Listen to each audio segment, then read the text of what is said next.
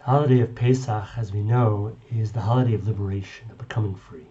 It tells the story of the exodus of the people of Israel from Mitzrayim, from the land of constriction, of narrowness. And what is it that prevents us from going free, from being liberated?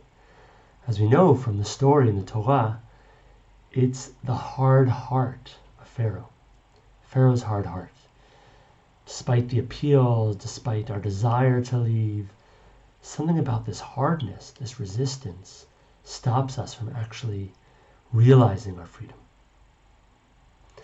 And indeed, this is the same in our own experience. We yearn to be free, we yearn to open, we yearn to be liberated, and yet this hard heart, this sense of tension and holding back and protection and resistance and unwillingness to open to what is available and open maybe to the call of the divine keeps us trapped. And indeed, we are trapped in our hard hearts not just because of ourselves, but also because of a broader culture and context in which we are situated. In the Torah, the hard heart of Pharaoh is actually described in three different ways.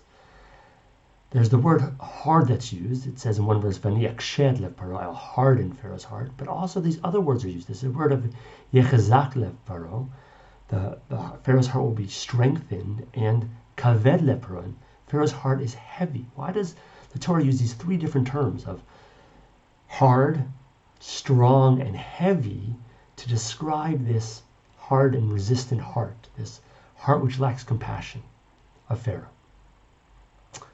So Professor Nili Shupak of the University of Haifa describes this and says this is because these terms, heavy and the term strong, are actually Egyptian terms.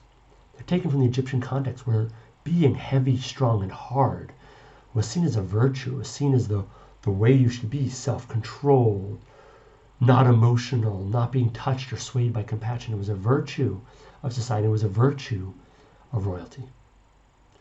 And that's why we have these strange terms, which in Hebrew maybe don't make as much sense, saying strong or heavy, and are translated therefore into this term hard, right? This resistant, hard heart of Pharaoh. And so to be strong in this context, to be strong in the Egyptian context, to be heavy, to have gravitas, to have seriousness, is to have a hard heart, to not be affected, to not be moved, to not notice. This is how you succeed, get through, get respect, get praise. And I think what's fascinating and worrisome is that we are not always so different from Egypt.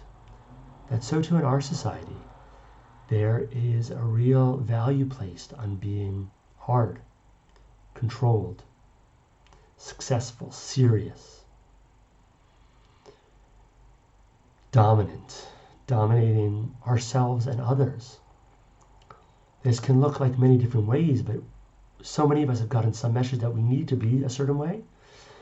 Maybe that way is like strong and externally dominant, but maybe the way is like I have to be really nice, right? And I have to sort of give in to people, but in order to do that, I have to sort of be really hard with myself and push down my own needs and desires or what spontaneously wants to arise. That there's some message of we have to control ourselves, we have to conform ourselves, we have to put on a mask and show up and be in a certain way because that's what's acceptable. That's what's demanded. And of course, we take that inside as well. This sense of hardness of how we have to show up in the world means we also then start to suppress and really oppress those parts in ourselves. We harden around our experience and we don't allow that, whatever it is, that sadness, that fear, that anger, that curiosity, that joy, that playfulness, that silliness.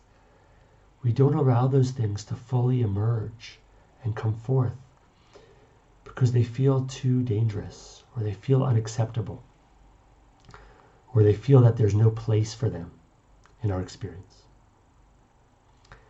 And so the work of liberation is the work of softening. It's the work of noticing those parts in ourselves, noticing the hard heart of Pharaoh and asking ourselves, in this moment, can I make a different choice? Is there a way to soften a bit more, to release a bit more, to relax a bit more? That might just be bringing my attention to that place of hardness inside and welcoming the hardness itself. I don't need to get rid of the hardness. I don't need to do anything about it. I can just say, oh, sweetheart, oh, darling, you are so welcome here. There's no agenda. We're not in any rush. We're just waiting here to be present with you. So let's do that together for a moment. I invite you to just take a moment, bring your attention to the body, and notice any place of holding, of hardness. And then with as much love and compassion as you can, I invite you to just welcome in on the in-breath and soften into that place on the out-breath.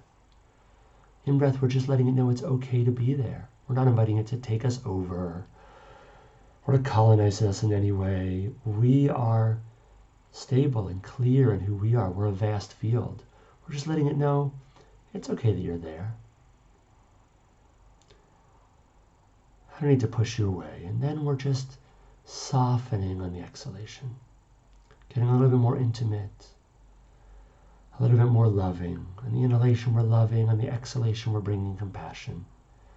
On the inhalation, we're opening. On the exhalation, we're getting intimate.